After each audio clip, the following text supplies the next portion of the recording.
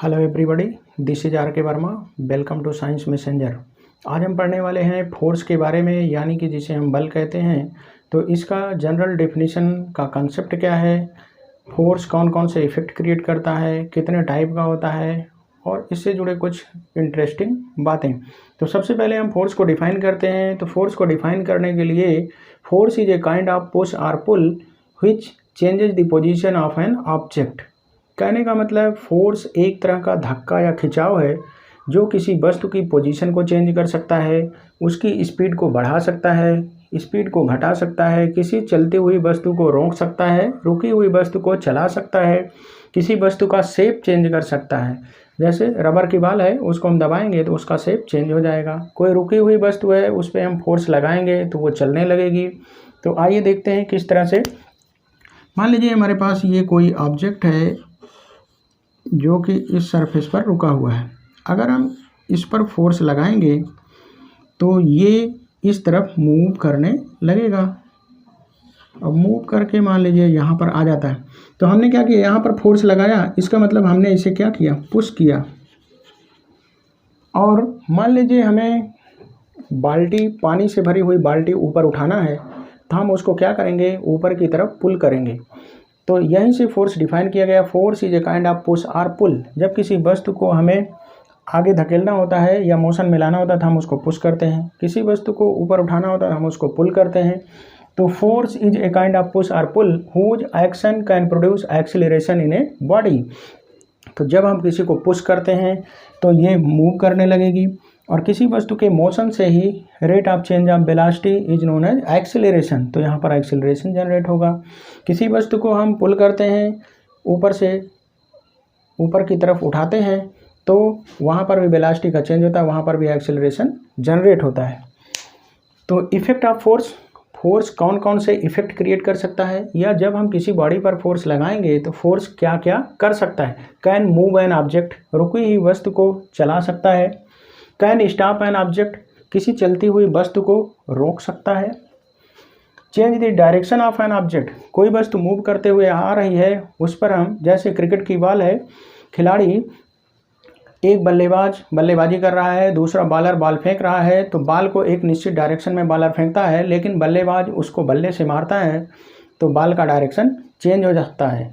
तो बल्ले से लगाया गया फोर्स बॉल का डायरेक्शन चेंज कर देता है। इसलिए force can change the direction of an object, change the shape of an object, किसी वस्तु का शेप चेंज कर सकता है। जैसे माचिस की डिब्बी है, उसको फोर्स लगा के कंप्रेस कर दीजिए तो डिब्बी पिचक जाएगी। या बॉल है, रबर की बॉल है, उसको दबा दीजिए तो बॉल का शेप चेंज हो जाएगा, आकार चेंज हो जाएगा।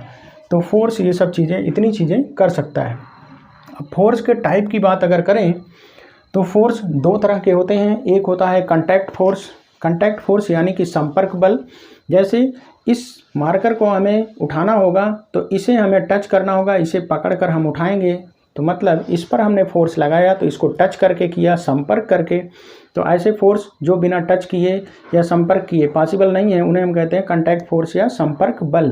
जैसे पानी से भरी बाल्टी को उठाना होगा तो उसे हमें पकड़ना होगा, उसे हम टच कर सकते हैं। तो जितने मस्कुलर फोर्स हैं, हमारी मांसपेशियों के द्वारा लगाए गए फोर्स, वो सब होते हैं कंटैक्ट फोर्स। जैसे घोड़ा गाड़ी को खींच रहा है तो घोड़ा गाड़ी में बंधा है, अपनी मसल के द्वारा, मसल पावर से उसको खींच रहा है, तो घोड़ा कार्ट यानी गाड़ी के टच में है, तो इसे हम कहेंगे कंटैक्ट फोर्स।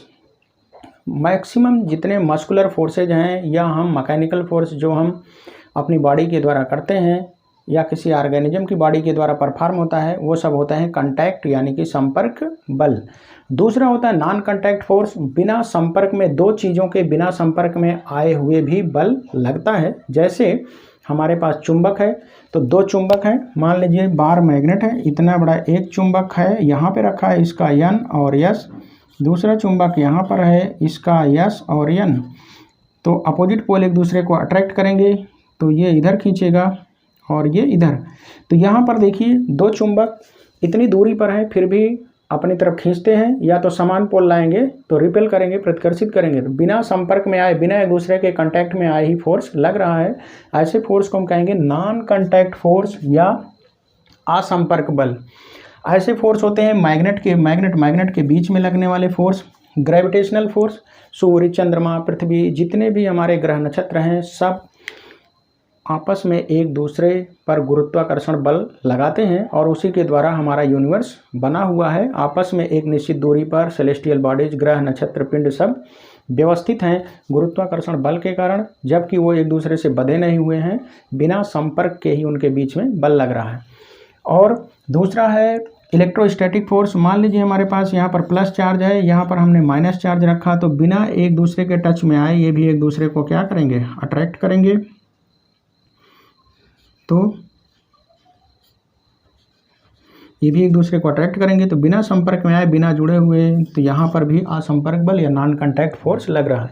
तो नॉन कॉन्टैक्ट फोर्स के एग्जाम्पल हैं magnetic force, gravitational force, electrostatic force यानी कि स्थिर विद्युत बल।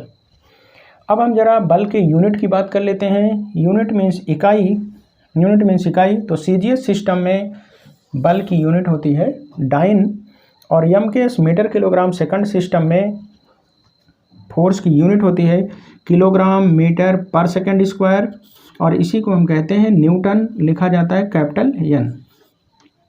तो एमकेएस सिस्टम में kilogram metre per second square या इसी को हम न्यूटन कहते हैं। ये कैसे आया? अगर हमें बल निकालना होगा तो बल बराबर होता है मास इंटू एक्सीलरेशन। बल बराबर द्रव्यमान गुणे त्वरण। तो द्रव्यमान यानी कि मास, एक्सीलरेशन, और मास एक्सीलरेशन को हम कहते हैं change in velocity upon time, या rate of change of velocity, या वेलोसिटी चेंज अपॉन टाइम। तो मास की यूनिट होती है किलोग्राम एमकेएस सिस्टम में, वेलोसिटी चेंज या वेलोसिटी की यूनिट होती है मीटर पर सेकंड, और टाइम की unit second, metre per second upon second, तो ये जाएगा kilogram metre upon second into second square, kilogram metre per second square, और इसी को हम कहते हैं न्यूटन, कैपिटल एन से लिखते हैं। तो एमकेएस सिस्टम में kilogram metre per second square या न्यूटन। तो 1 kilogram metre per second square equal to 1 newton. तो kilogram metre per second square भी है, न्यूटन भी है, ये दोनों हैं एमकेएस सिस्टम में।